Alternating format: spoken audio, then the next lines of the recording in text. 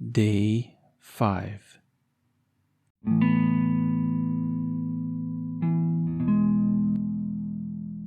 Genesis chapter 11 to chapter 13, verse 4. Now the whole world had one language and a common speech. As people moved eastward, they found a plain in Shinar and settled there. They said to each other, "Come, let's make bricks and bake them thoroughly." They used brick instead of stone and tar for mortar. Then they said, "Come, let us build ourselves a city with a tower that reaches to the heavens, so that we make our name for ourselves. Otherwise, we will be scattered over the face of the whole earth." But the Lord came down to see the city and the tower the people were building. The Lord said, "If as one people speaking the same language they have begun to do this, then nothing they plan to do will be impossible for them. Come, let us go down and confuse their language, so they will not understand each other." So the Lord scattered them from there over all the earth, and they stopped building the city. That is why it was called Babel, because there the Lord confused the language of the whole world. From there the Lord scattered them over the face of the whole earth. This is the account of Shem's family line. 2 years after the flood, when Shem was 100 years old, he became the father of Arphaxad. And after he became the father of Arphaxad, Shem lived 500 years and had other sons and daughters. When Arphaxad had lived 35 years, he became the father of Shelah. And after he became the father of Shelah, Arphaxad lived 403 years and had other sons and daughters. When Shelah had lived 30 years, he became the father of Eber. And after he became the father of Eber, Shelah lived 403 years and had other sons and daughters. When Eber had lived 34 years, he became the father of Peleg. And after he became the father of Peleg, Eber lived 430 years and had other sons and daughters. When Peleg had lived 30 years, he became the father of Reu. And after he became the father of Reu, Peleg lived 209 years and had other sons and daughters. When Reu had lived 32 years, he became the father of Serug. And after he became the father of Serug, Reu lived 207 years and had other sons and daughters. When Serug had lived 30 years, he became the father of Nahor. And after he became the father of Nahor, Serug lived 200 years and had other sons and daughters. When Nahor had lived 29 years, he became the father of Terah. And after he became the father of Terah, Nahor lived 119 years and had other sons and daughters. After Terah had lived 70 years, he became the father of Abram, Nahor, and Haran. This is the account of Terah's family line. Terah became the father of Abram, Nahor, and Haran became the father of Lot. While his father Terah was still alive, Haran died in Ur of the Chaldeans in the land of his birth. Abram and Nahor both married. The name of Abram's wife was Sarai, and the name of Nahor's wife was Milcah. She was the daughter of Haran, the father of both Milcah and Iscah. Now Sarai was childless because she was not able to conceive. Terah took his son Abram, his grandson Lot, son of Haran, and his daughter-in-law Sarai, the wife of his son Abram, and together they set out from Ur of the Chaldeans to go to Canaan. But when they came to Haran, they settled there. Terah lived 205 years, and he died in Haran. The Lord had said to Abram, "Go from your country, your people, and your father's household, to the land I will show you. I will make you into a great nation, and I will bless you. I will make your name great, and you will be a blessing. I will bless those who bless you, and whoever curses you, I will curse. And all peoples on earth will be blessed through you." So Abram went as the Lord had told him, and Lot went with him. Abram was 75 years old when he set out from Haran. He took his wife Sarai, his nephew Lot, and all the possessions they had accumulated, and the people they had acquired in Haran, and they set out for the land of Canaan, and they arrived there. Abram traveled through the land as far as the site of the great tree of Morah at Shechem. At that time the Canaanites were in the land. The Lord appeared to Abram and said, "To your offspring I will give this land." So he built an altar there to the Lord, who had appeared to him. From there he went on toward the hills east of Bethel, and pitched his tent, with Bethel on the west and Ai on the east. There he built an altar to the Lord, and called on the name of the Lord. Then Abram set out and continued toward the Negev. Now there was a famine in the land, and Abram went down to Egypt to live there for a while, because the famine was severe. As he was about to enter Egypt, he said to his wife Sarai, "I know what a beautiful woman you are. When the Egyptians see you, they will say, 'This is his wife.' Then they will kill me, but will let you live. Say you are my sister, so that I will be treated well for your sake, and my life will be spared because of you." When Abram came to Egypt, the Egyptians saw that Sarai was a very beautiful woman. And when Pharaoh's officials saw her, they praised her to Pharaoh, and she was taken into his palace. He treated Abram well for her sake, and Abram acquired sheep and cattle, male and female donkeys, male and female servants, and camels. But the Lord inflicted serious diseases on Pharaoh and his household because of Abram's wife Sarai. So Pharaoh summoned Abram. "What have you done to me?" he said.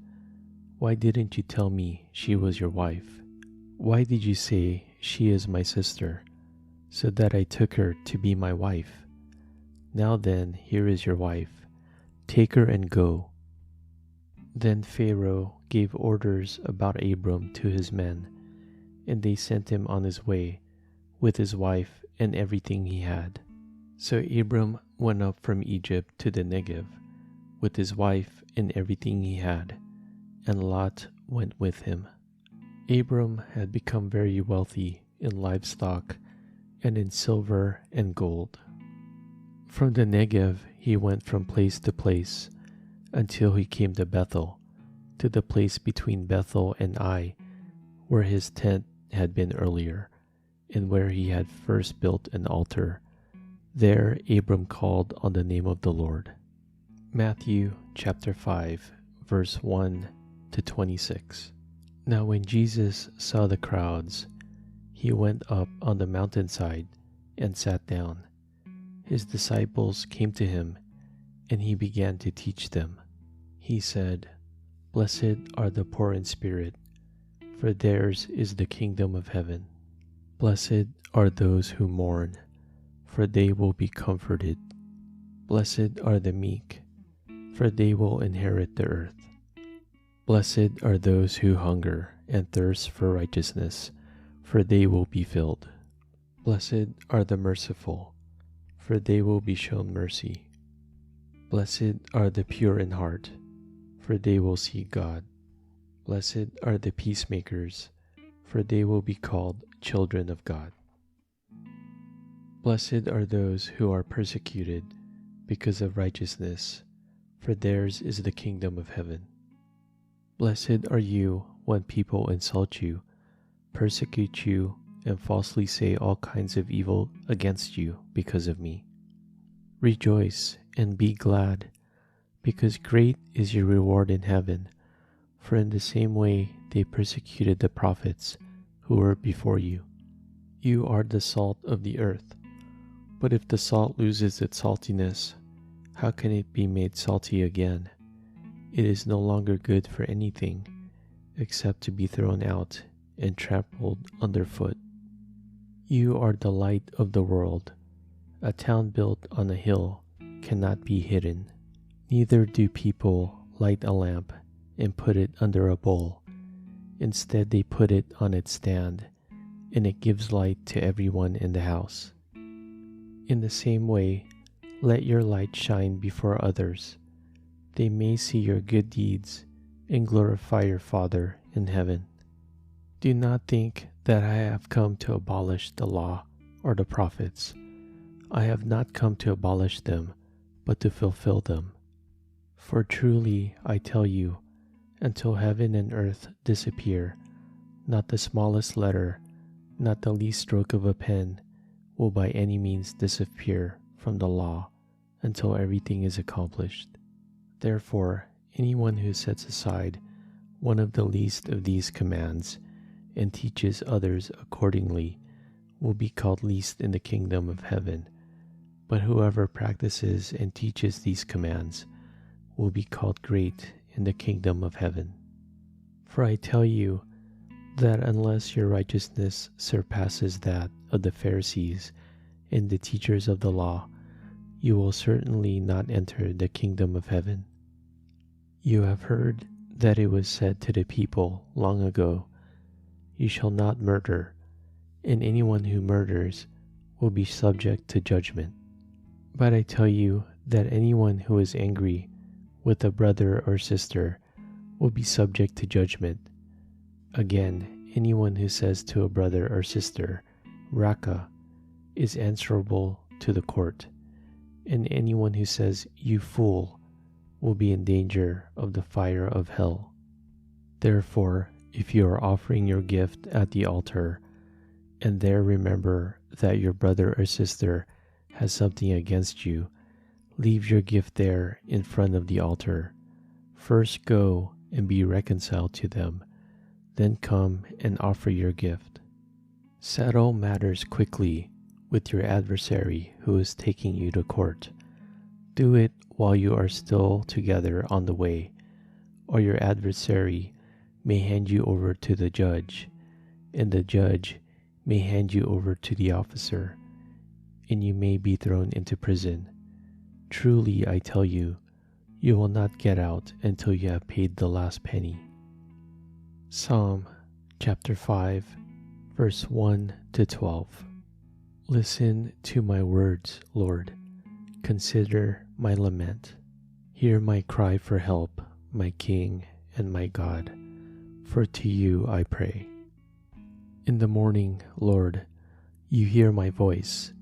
In the morning I lay my requests before you and wait expectantly. For you are not a God who is pleased with wickedness. With you, evil people are not welcome. The arrogant cannot stand in your presence. You hate all who do wrong. You destroy those who tell lies. The bloodthirsty and deceitful you, Lord, detest. But I, by your great love, can come into your house. In reverence, I bow down towards your holy temple. Lead me, Lord, in your righteousness because of my enemies. Make your way straight before me. Not a word from their mouth can be trusted. Their heart is filled with malice. Their throat is an open grave. With their tongues they tell lies. Declare them guilty, O God. Let their intrigues be their downfall.